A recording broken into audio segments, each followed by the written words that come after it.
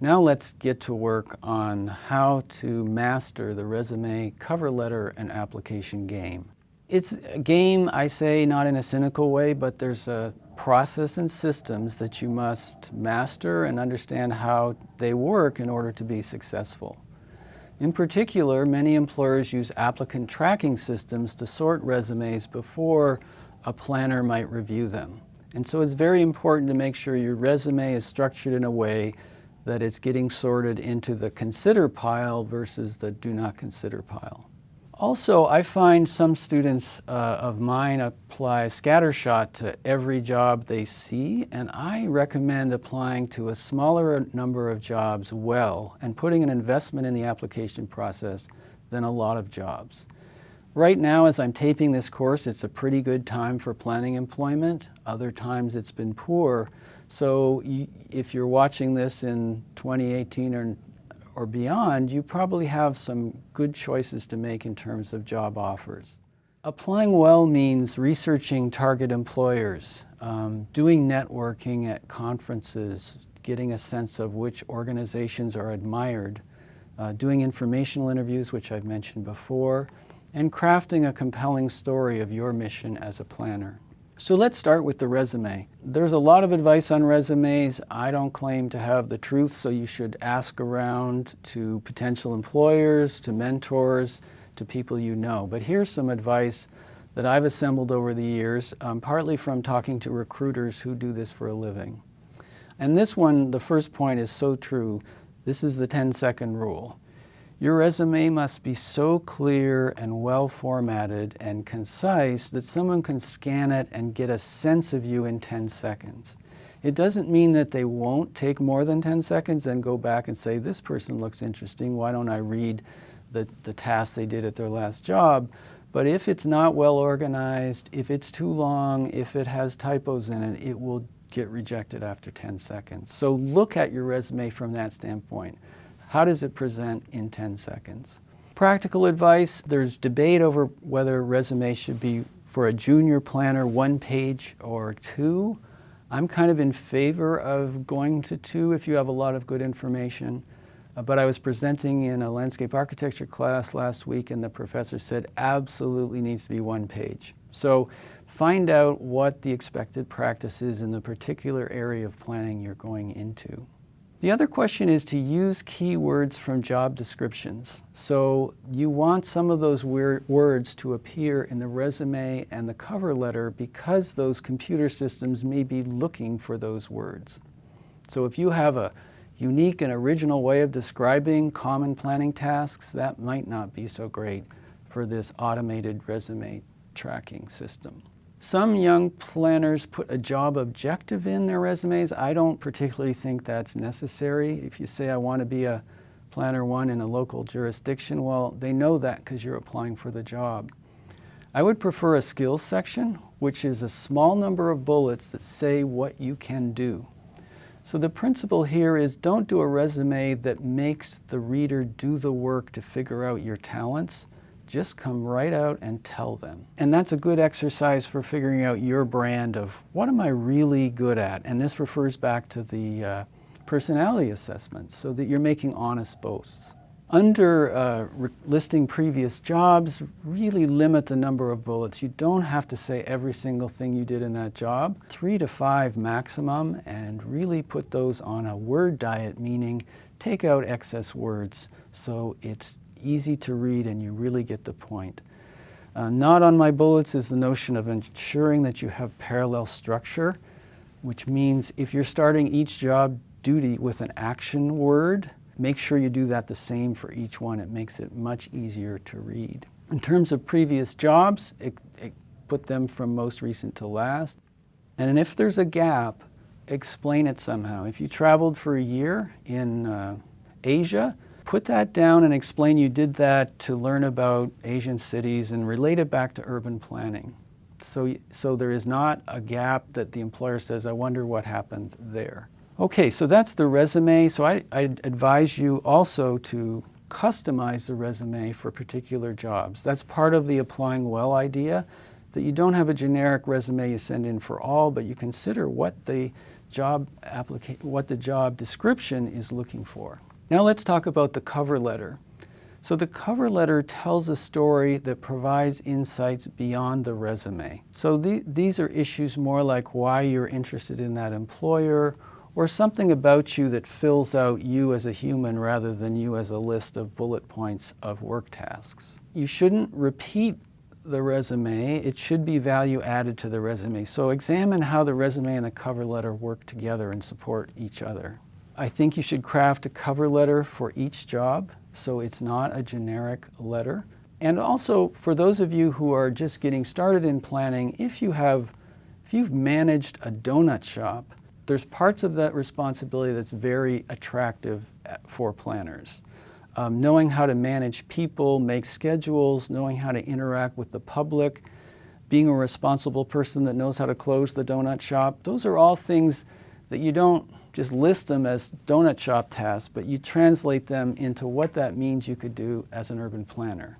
If you learned how to work with people in a sales job, that's a skill you can apply in working with people in a current planning counter job. So make sure you harvest all the experiences you have and express them in a way that is attractive to the planning job description. So I go back to Miguel Vasquez's career map, the zigzag path he took to get to his dream job of being a healthy communities planner. And so some of his career path, if he was applying for a job, would go into the resume, such as employment history, education, and skills, and some goes into the cover letter. Also, it's important to note that the company that's hiring or the agency that's hiring is looking at these as evidence of your ability to write and your attention to detail. So the recruiter I talked to said if there's a typo in either one, it doesn't work. You won't make it to the finals. So the way to deal with that is review it carefully, line by line, have someone else look at it, but make sure it's very clean and demonstrates the kind of writing quality you would bring to the job. So let's say you've got a good resume, a good cover letter, you get an interview. What are they going to ask you? There's a whole variety of things they can ask you, so I've just listed. I always ask my students and alumni to tell me what questions do you get asked in a planning job interview. So I have a list here, and I think the point is you should try and imagine what questions they'll ask and then practice your answer in front of the mirror. So that sounds corny and your family will laugh at you for rehearsing in front of the mirror, but it really works. There are some common questions that trip people up. So first of all, it's common to ask at the end if the applicant has questions, and if you don't, that's bad. And if you should have like 2 or 3 or 4 questions ready to ask, because your number one question may have already been addressed in the interview and you don't want to repeat that. On the questions of your weaknesses, you don't want to overdo it by explaining them so clearly that you're not of interest for the position. I think it's sort of a test of, are you a reflective person or are you a defensive person? If you're a reflective person, you might have some weaknesses. So if you say a weakness, make sure it's not too serious. And then you say, and here's what I'm doing about it. If a weakness is, I'm uncomfortable with making public presentations, you say, I'm going to Toastmaster, I'm practicing, and here's how I'm addressing that weakness. The last book question can trip people up, so just make sure you have a last book.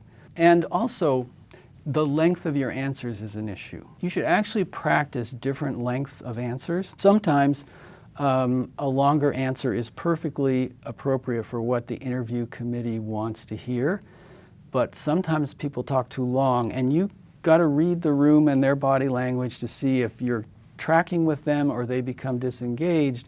And if you get a sense your answers are too long, shorten them up. Conversely, too short of an answer fails to create the kind of conversation that is needed, because they really want to know you as well as your list of accomplishments. So if you have interviews and get good questions, I would welcome you to send them to me, and I'll add them to my collection. The other thing employers are doing is some people are good talkers but not good workers. So employers commonly use various kinds of tests to see what you can do in the moment. So you have to be ready for that. Some employers have a multiple choice test about planning law, regulations, and the nature of that particular city. In other cases, they might ask you to write on the spot an analysis of a problem or write a short memo that tests both your thinking process and your writing ability. So be prepared for those. Try and find out if you have an interview what kind of test they use. And the main thing that employers tell us when we survey them about what qualities do you want from an urban planner, writing quality is number one. So just be aware of that. Okay, preparing for the interview. People often underestimate the amount of work you should do to get ready for an interview. And this is an example of a city job. So I would look at staff reports online to see the style of them and what the issues they're facing. I'd drive around the community and do a windshield survey. I'd look at the online city newsletter, find out what major development projects are occurring. I'd look at local media of what the neighbors think about planning in that city. I'd look at the organizational chart and I try to see if anyone on that chart is an alumnus from my university, which gives you kind of a connection, maybe someone you could talk to before the interview. The one critical thing for local planning jobs is the date on which the general plan or the comprehensive plan was adopted. Cities that don't take planning very seriously will have an ancient one that's been sitting on the shelf, and it's really not a living part of the community or decision making. Cities that have a new one where they put a substantial effort into it, those are cities that are probably more interested in and committed to the kind of planning you're going to want to do. Finally, the various awards from professional associations are an indication of which places are innovative, and you can find out if they've won an award and bring it up in the interview to ask them how they did it. Okay, now let's say you have a couple job offers, ideally. What can be negotiated? Public sector jobs generally have salary ranges. They'll say this is a senior planner position from $8,000 to $10,000 a month, something like that. So they will make you an initial offer at a step. It's usually going to be near the bottom of the step because they want you to be able to march up those steps and not get stuck at the top. And they are concerned about parity with other employees that have been hired before you. So most junior and intermediate planners do negotiate salary and they do get something. I think you don't want to be too aggressive, but you should ask for something, and they may be constrained in ways that you don't understand, so don't get mad if they don't respond to your request. It may be that you can negotiate benefits, start date, work arrangements, title, or work assignments. So there's other things possible to negotiate. An example of that is if you took a job with a very low salary for a nonprofit, you might negotiate with them the work title, something that looks better on your resume. So even though you're working for less than you're worth, your title suggests what you're really worth. That's an example. As you get up in the management ladder, people coming in as planning directors negotiate other things like budget for the department or bringing in new people and stuff like that. The one thing about the negotiation is this concept of BATNA, which I like. It means best alternative to a negotiated agreement. If an employer has made you a job offer and you request a higher salary, if their number two person is great, almost as highly ranked as you might not have much leverage because they might say, well, let's just go to the number two person. On the other hand, if they don't have a good number two person and someone just left, they might be in a difficult situation and be willing to agree to your request. So this is something both parties have to feel out in a negotiation, and so you have to assess how much leverage do you have to make a request for more salary or some other provision in your contract. The other thing is, after you start, if you got a big salary, a higher salary than they offered, then you better make sure you perform well so they know it's worth it.